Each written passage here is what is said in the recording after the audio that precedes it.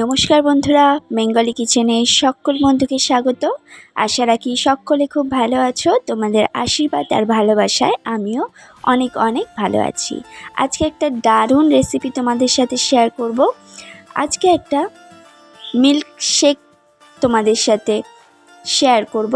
একদম অন্যরকম আইসক্রিম আর চকলেট দিয়ে এই মিল্ক শেকটা বানাবো আমি। তো চলো রেসিপিটা ফুল ওয়াচ করো। যখন তখন ঘরে এটা বানিয়ে খেয়ে নিতে পারবে। মিল্ক শেক তো অনেক রকমভাবে খেয়েছো তোমরা, আমি যেভাবে বানাচ্ছি সেভাবে একবার বানিয়ে খেয়ে দেখো, ভীষণ ভালো লাগবে। বাড়িতে কোনো অতিথি আসলে তাকেও বানিয়ে দিতে পারো, বা বাচ্চা থাকলে বাড়িতে বাচ্চাকেও বানিয়ে দিতে পারো, ভীষণ খুশি হবে বাচ্চারা। এই আইসক্রিম চকলেটের মিল্ক শেকটা কিন্তু খুব সুন্দর হয়েছিল খেতে। তো দেখো, প্রথমেই আমি একটু চকলেটকে গলিয়ে নিয়েছি, হালকা গরমের মধ্যে দিয়ে এটা গলে গেছে। এবার চামচ বা হাতের সাহায্যে আমি কাপের গায়ে এইভাবে লাগিয়ে নিয়েছি। আমি চামচ দিয়ে লাগাচ্ছিলাম, হয়নি বলে হাতের সাহায্যে আমি এরকমভাবে একটা সুন্দর ডিজাইন করে নিয়েছি। এবার এটাকে ফ্রিজের মধ্যে রেখে দেব আধ ঘন্টার জন্য। মানে যতক্ষণ আমি মিল্ক শেকটা বানাচ্ছি ততক্ষণ আমি এটাকে ফ্রিজের মধ্যে রেখে দেব। এবার দেখো, এখানে আমি ছোট ছোট চকলেট নিয়েছি, কিটক্যাট আর ডেয়ারি মিল্ক নিয়েছি। ডেয়ারি মিল্কের কিছুটা আমি গলিয়ে কাপের গায়ে লাগিয়ে নিয়েছিলাম, আর যেটুকু বেঁচেছে সেটা দিয়েই আমি বানাবো। প্রথমেই এই ক্যাডবেরিগুলো মিক্সার গ্রাইন্ডারে দিয়ে দিতে হবে।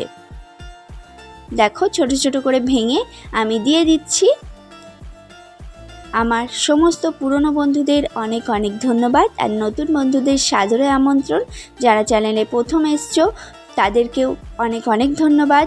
প্লিজ লাইক করো ভিডিওটা দেখে, আর যারা দেখছো চলে যাচ্ছ তাদেরকে বারবার করে বলছি, বন্ধুরা ফুল ভিডিও ওয়াচ করো। ভালো লাগলে একটা লাইক করো, আর অবশ্যই করো চ্যানেলটাকে সাবস্ক্রাইব করে পাশে থাকা বেল বাটনটা প্রেস করে পাশে থেকে যেও। তাহলে যখনই কোনো নতুন রেসিপি শেয়ার করব সেটা সবার আগে তোমার কাছে চলে যাবে নোটিফিকেশানের মাধ্যমে। তো দেখো, এখানে আমি আইসক্রিম নিয়েছি, যে কোনো ফ্লেভারের আইসক্রিম এখানে অ্যাড করতে পারো। আমি এখানে ম্যাঙ্গো ফ্লেভারটা পেয়েছিলাম, তাই ম্যাঙ্গো ফ্লেভার আইসক্রিমটাই আমি কিন্তু এখানে ব্যবহার করেছি। তোমরা এখানে যদি চকলেট ফ্লেভারের আইসক্রিমটা পাও, তোমরা চকলেট ফ্লেভারের আইসক্রিমটাও কিন্তু এখানে দিতে পারো, সেটা কিন্তু ভীষণই ভালো লাগবে এই দুধের মিল্ক শেকটার সাথে। তো দেখো, আমি এটাকে মিক্সার গ্রাইন্ডারে গ্রাইন্ড করে নিয়েছি। দেখো, একটা স্মুথ পেস্ট তৈরি হয়েছে, আর কিছু কিছু চকলেট কিন্তু দানা দানা রয়ে গেছে। এটা খাওয়ার সময় যখন মুখে পড়বে এটা কিন্তু ভীষণই ভালো লাগবে। তো দেখো, এখানে 1 কাপের মতো দুধ প্রথমে আমি অ্যাড করেছিলাম, তারপরে আমি আরও 1 কাপ দুধ কিন্তু এখানে অ্যাড করেছি। এবার মিক্সার জারটা ভালো করে ঘুরিয়ে দুধটাকে দিয়ে ঘুরিয়ে এরকমভাবে ঢেলে নিতে হবে। তোমাদের কাছে যদি মিক্সিং জার বড় থাকে সেক্ষেত্রে কিন্তু দুধটাকে দিয়েও তোমরা একবার মিক্সার গ্রাইন্ডারটা ঘুরিয়ে নিতে পারো। সেক্ষেত্রে কিন্তু এরকমভাবে আর আমি যেভাবে বানাচ্ছি সেভাবে করতে হবে না, তোমাদের অনেক সুবিধা হবে বড় মিক্সিং জারের মধ্যে সব কিছু একসাথে দিয়ে করে নিতে পারো। দেখো, এবার যাতে ফেনাটা ওঠে তার জন্য কিন্তু আমি এরকম একটা হ্যান্ড ব্লেন্ডার দিয়ে কিছুক্ষণ এরকমভাবে ঘোরালেই কিন্তু এর মধ্যে একটা ফেনা তৈরি হবে।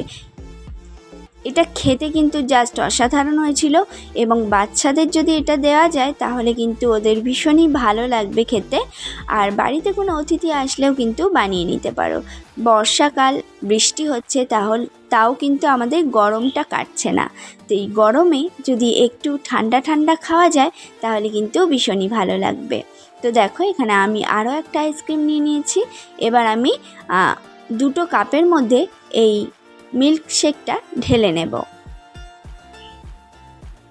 চামচের সাহায্যে খুব সহজভাবে আস্তে আস্তে করে কাপের মধ্যে ঢেলে নিতে হবে। তো যে বন্ধুরা নতুন এসছো চ্যানেলে তাদেরকে বারবার করে বলছি, আমি তোমাদের পরিবারে অবশ্যই যাব, প্লিজ পাশে থেকে যেও, আনসাবস্ক্রাইব করো না। সময় মতো আমি ঠিক চলে যাব। তো দেখো, আমি 2 কাপের মধ্যে খুব ভালোভাবে মিল্ক শেকটাকে ঢেলে নিলাম।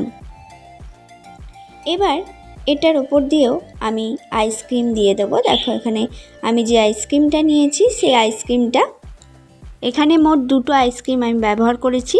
প্রথমে যখন চকলেটটাকে গ্রাইন্ড করলাম তখন একটা আইসক্রিম আমি দিয়েছিলাম, আর এখন একটা আইসক্রিমকে ওপর থেকে খুব সুন্দরভাবে দিয়ে দিলাম। তারপর একটা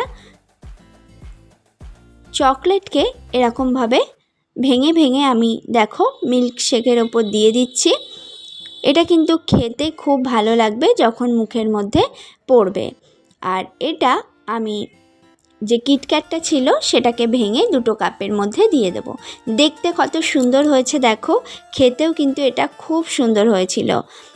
আর আমি এর মধ্যে বরফ দিইনি, তোমরা চাইলে এখানে বরফ দিতে পারো। আমি বরফটা আর এখানে অ্যাড করিনি, তোমরা অবশ্যই বরফ দিও। আর তোমরা গ্লাসের মধ্যে এটাকে সার্ভ করতে পারো সুন্দর করে। আমি এটা কাপের মধ্যেই করলাম। তো আজকের রেসিপি কেমন লাগলো অবশ্যই কমেন্ট সেকশানে এসে জানিও। সকলে খুব ভালো থেকো, সুস্থ থেকো, আর সকলে কিন্তু ভিডিওটাকে প্রচুর করে শেয়ার করো যাতে সকলে দেখতে পায়। আজকে আসি, দেখা হবে নেক্সট ভিডিওতে। সকলকে অনেক অনেক ধন্যবাদ।